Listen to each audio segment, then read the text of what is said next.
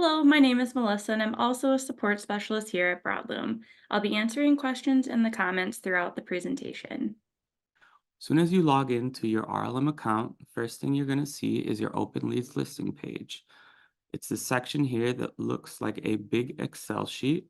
We'll get a little more in depth regarding this section a little later in the training, but for right now, we're just going to go over some of the basics.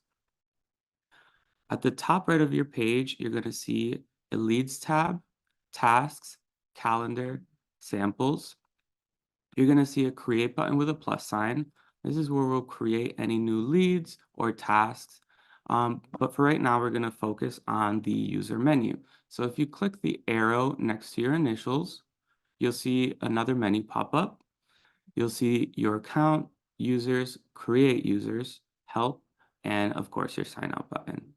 But for right now, we're going to quickly go over your account. In this section, you'll see some basic information: user role, name, email address, location permissions, divisions, pipelines, and some notification options.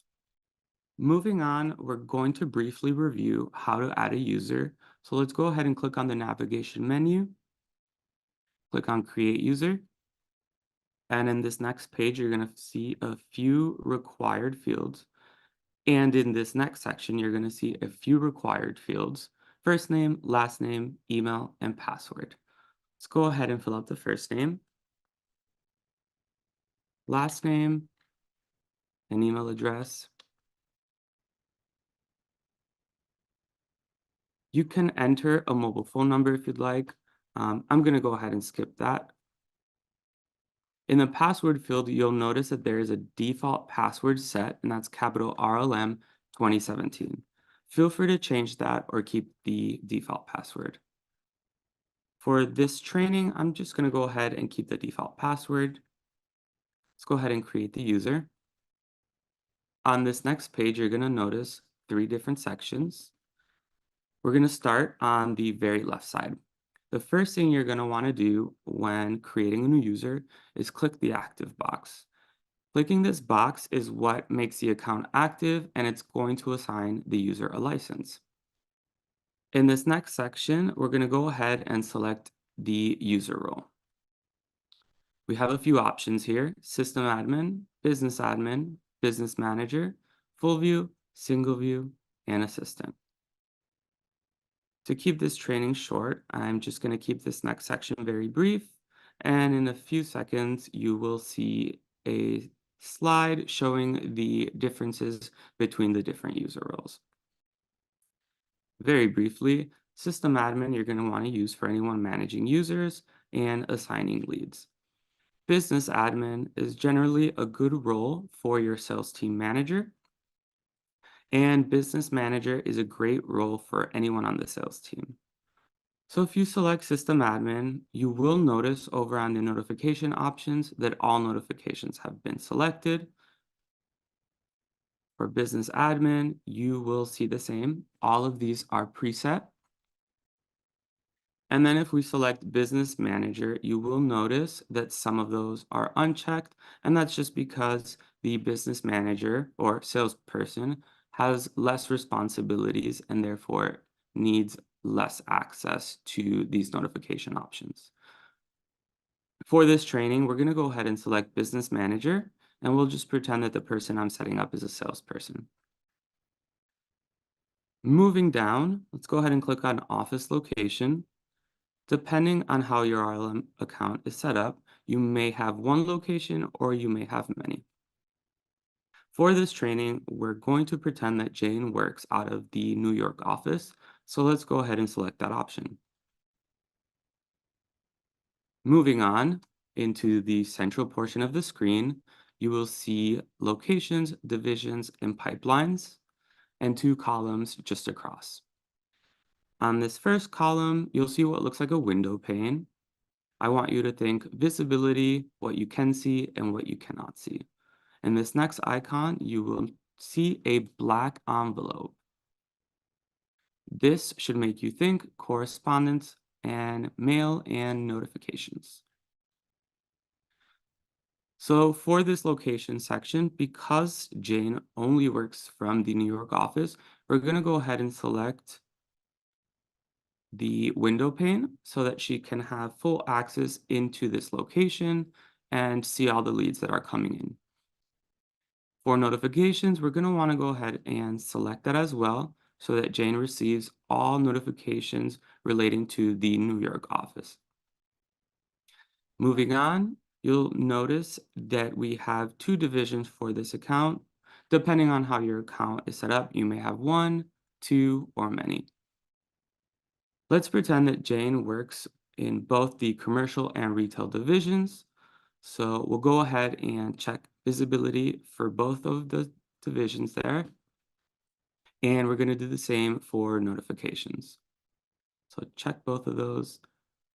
And moving on, this next section is your pipeline, and this is just where all of your leads will live. Once again, depending on how your account was set up, you may have one pipeline or you may have many, as I do on my screen. So for this training, we're just going to go ahead and select one pipeline. We'll pretend that Jane works solely out of the sales pipeline. So to give her permission and visibility into this pipeline, we'll go ahead and check that window pane, and we'll do the same for notifications. In this next section, we're going to move all the way to the right side portion of our screen. At the very top, you're going to see notification options, and just under that, send notifications. Think of this as a master switch. So if you uncheck this, it's basically going to stop all notifications from coming in. And if it's checked, it's going to allow all notifications to come in, depending on what you have set for your one-off restrictions. I'm going to go over these very briefly. New lead API.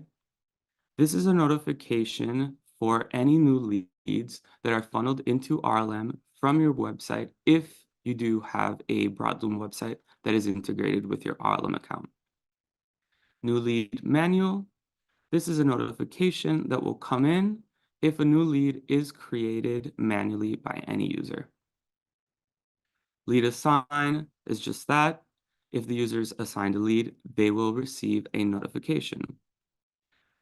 Lead reassignment request. If another user in the system is requesting to reassign the lead to someone else, that person will receive a reassignment request. Lead updated is just that. If any lead created by this user is updated, the user will receive a notification. So that means if any of the information on the lead is edited, changed in any way, the user who owns it will receive a notification. Lead sale, that just means that any lead that this user owns, if a sale is made, they will be notified, and that just means that the sale was made and the lead has been closed. Lead no sale, this just means that if the lead was put into a no sale stage, the user will receive a notification, and that just means that the lead has been closed and no sale has been made. The same goes for lead dead. It's just a different label. If a lead is deleted, the user who owns the lead will be notified, as well as the system admin. And then these last two are quite important: daily agenda and daily stalled. So every morning, each user is going to receive a daily agenda that just lets them know what tasks and what leads they have to work for a specific day. So we're going to want to go ahead and check that. Very important. The daily stalled report. This report generally is going to arrive around the evening, and it's just going to let the user know what leads or what tasks are overdue and have not been completed for the day. Moving on, we're going to go over one-off restrictions that you can apply to user accounts. Let's go ahead and select this gray bar. So here you'll have one-off restrictions where you can prevent the user from assigning leads. You can prevent them from deleting leads, deleting any attachments associated with any leads. You can prevent them from deleting any samples. You can prevent them from merging leads, syncing leads. A popular one, you can prevent users from exporting any lead information. You can prevent users from deleting or editing notes. And the same goes for tasks. You can prevent users from deleting tasks. You can prevent users from deleting attachments associated to any tasks. And you can also prevent your users from exporting any task information. I'm not going to go ahead and select any right now. We're just going to go ahead and update the account so that we can create it. Now that we've saved, the account permissions have been applied. The last thing we're going to go over on this page is the change password and send password reset email. So you'll notice once you hit update and you've saved the permissions, you will have the option to change the password. So let's say your employee or user has forgotten their password. You can actually just come in here and manually change the password for them. Or alternatively, you can actually just come here and send the user a password reset email, and they'll be able to do that on their end. Moving on with the next section, we're going to do a brief platform walkthrough. Please note that there are two kinds of pages in RLM.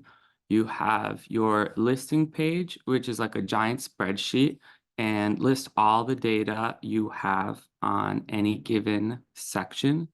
So depending if you're looking at open leads, closed leads, all or deleted. And second, we have the details page. And that is the section that displays all of the information for any given lead.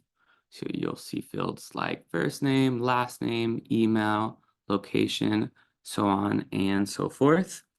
There are two types of leads in RLM that you will see. There's a manual lead, which you can create by clicking on the plus sign and clicking on Create Sales Lead.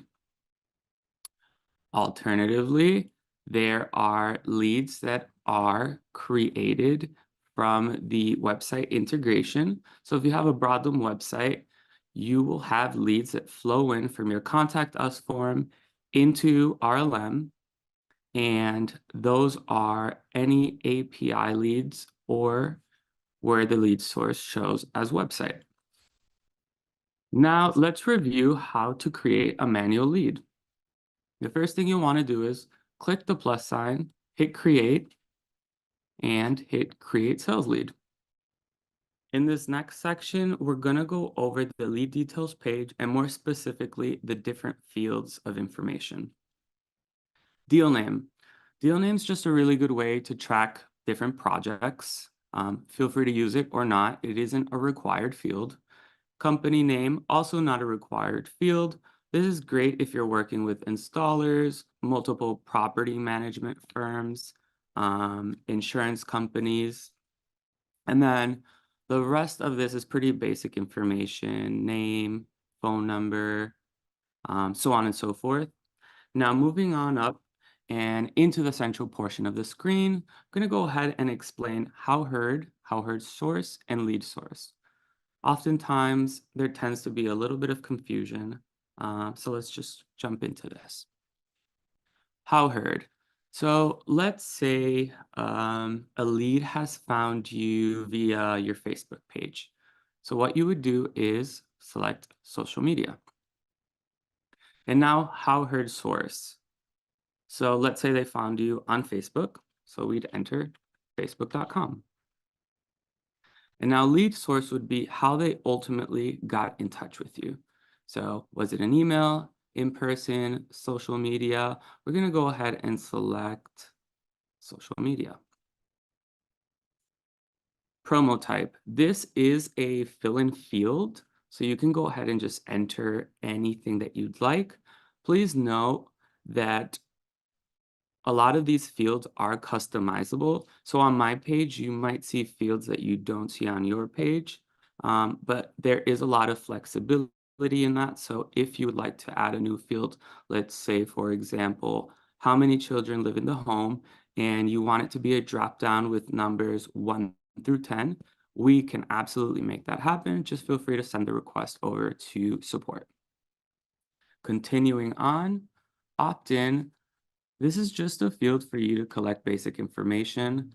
So let's say you tend to send out marketing material. It's just a great way for you to track if this particular lead is okay with you sending them marketing material or not. Feel free to use it or not. Again, this is not a required field. Products interested in. This is just a list of products. Um, you can actually send us a list and we can customize this for you. Pretty straightforward. Location, as I mentioned before, depending on your business, you may have one location or you may have multiple. In this next field, we have division, commercial, retail, and again, depending on your account, you may have more or you may have less. Lastly, we have the notes field, just a way for you to collect basic information. Let's say you want to let the installer know, you know, gate code is 1234. You can enter something like, a very important person. So feel free to use this field as you see fit. Thank you guys for joining us for part one, a setup overview of RLM basics. We hope you enjoyed it. If you have any further questions or concerns, I've included a link in the comments to submit a support ticket. We'd be happy to assist. Thanks again for watching. We'll see you next time for part two.